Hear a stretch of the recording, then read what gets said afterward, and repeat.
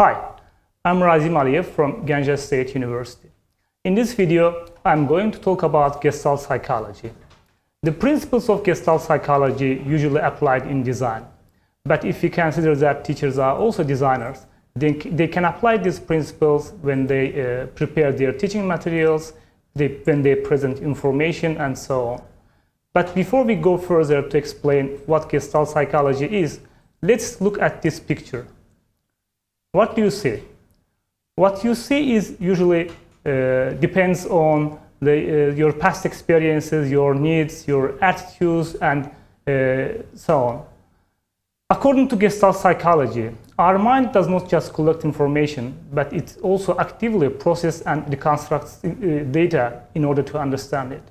And all these are perceptual processes, and certain factors impact on these perceptual processes. So in the previous picture, some of you may see a rabbit, whereas some of you may see a duck. So it's basically depends on your personal attitude, needs, and so on. But what Gestalt Psychology is? Gestalt refers to a series of theories of visual perception developed by German psychologists. And it means shape, form, sense, and etc.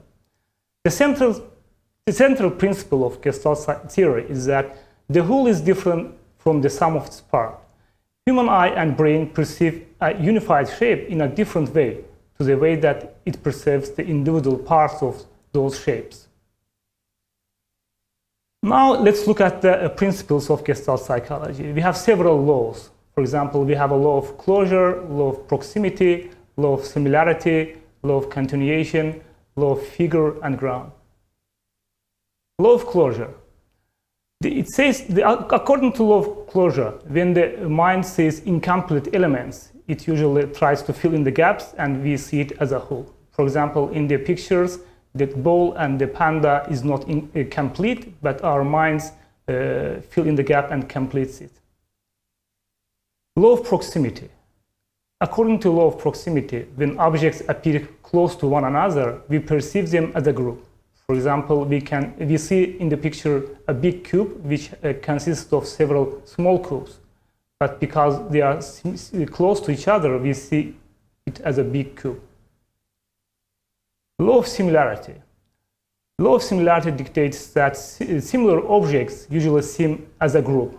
For example, in the picture, we have small triangles, but because they are similar, we see them as a group, such as a medal.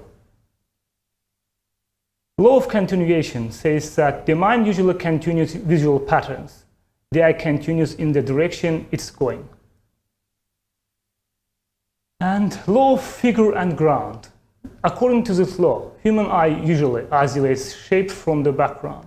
For example, in the image, you can see a tree, which is a shape, and in the background, you can see animals.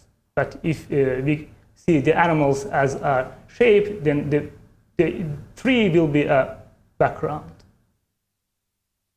So these are all about Gestalt Psychology. Try to apply this in your teaching and your lessons, and in this way your students will understand your information and your presentation better.